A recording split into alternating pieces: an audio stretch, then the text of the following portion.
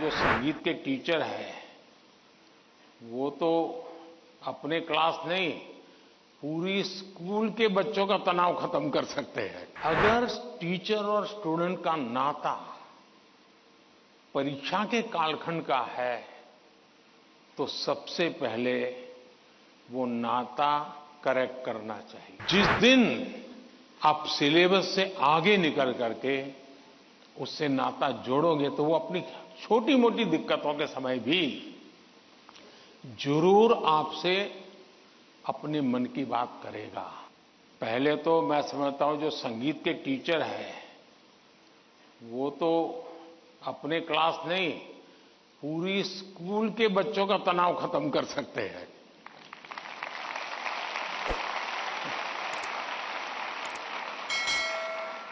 संगीत में वो सामर्थ्य है। हां, अगर हम कान बंद कर करके संगीत में बैठे हैं, कभी कभी ऐसा होता है कि हम होते हैं, संगीत बज तो रहा है लेकिन हम कहीं और होते हैं और इसलिए हम उसका आनंद अनुभव नहीं कर पाते हैं। मैं समझता हूं कि किसी भी टीचर के मन में जब ये विचार आता है कि मैं स्टूडेंट के इस तनाव को कैसे दूर करूं, मैं हो सकता है मैं गलत हूं, लेकिन शायद मुझे लगता है कि टीचर के मन में परीक्षा का कालखंड है।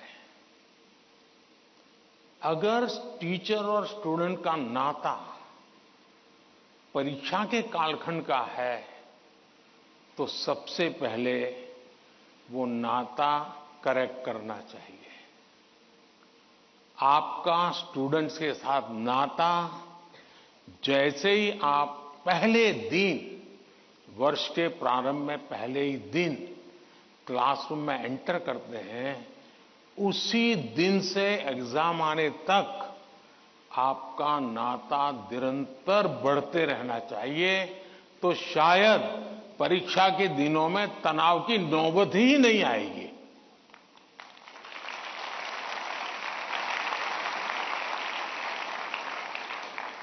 आप सोचिए, आज मोबाइल का जमाना है, स्टूडेंट के पास भी आपका मोबाइल होगा ही होगा।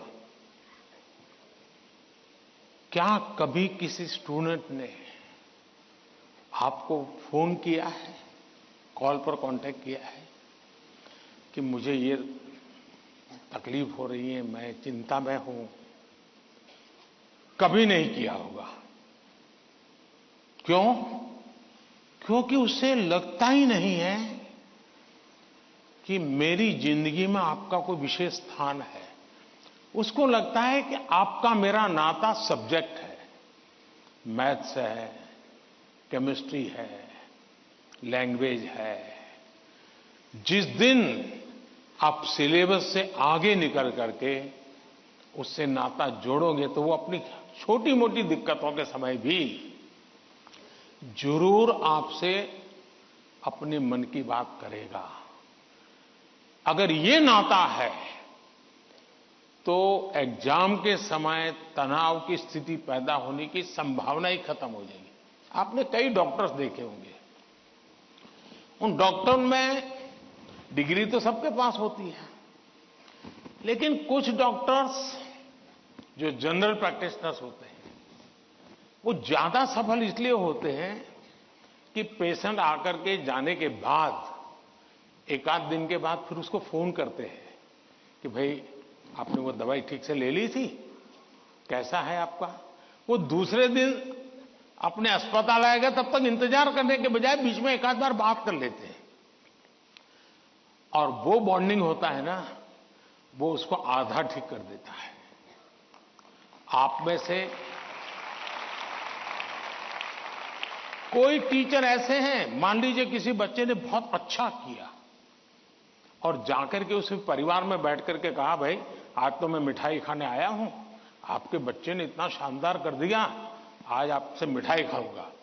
आपको कल्पना आती है कि उस मां बाप को जब आप बच्चे ने तो बताया ही होगा घर में जाकर के कि आज मैं ये करके आया हूं, लेकिन एक टीचर खुद जाकर के अगर बताता है तो उस परिवार में टीचर का आना, टीचर का बताना उस बच्चे को भी ताकत देगा और परिवार भी कभी कभी और कुछ सोचता होगा।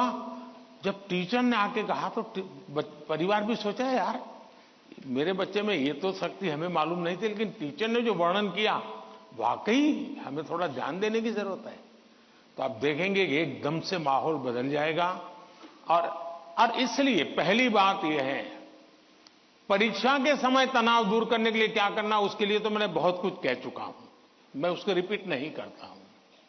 लेकिन अगर वर्ष भर आपका उसके साथ नाता रहता है, मैं तो कभी कभी पूछता हूं कई टीचरों को कि भाई आप 30 साल से टीचर हैं, जो पहले बार आपके यहां पढ़ाई करके गए होंगे शुरू में, अब तो उनकी शादी हो गई होगी, क्या कोई आपका स्टूडेंट अपना शादी का कार्ड देने आया था क्या? 99% टीचर मुझे कहते हैं कि नहीं, कोई स्टूडेंट नहीं आया। मतलब हम जॉब करते थे, हम जिंदगी नहीं बदलते थे। टीचर का काम जॉब बदलना नहीं है, टीचर का काम जॉब करना नहीं है, टीचर का काम जिंदगी को संवारना है, जिंदगी को सामर्थ्य देना है, और वही परिवर्तन लाता है।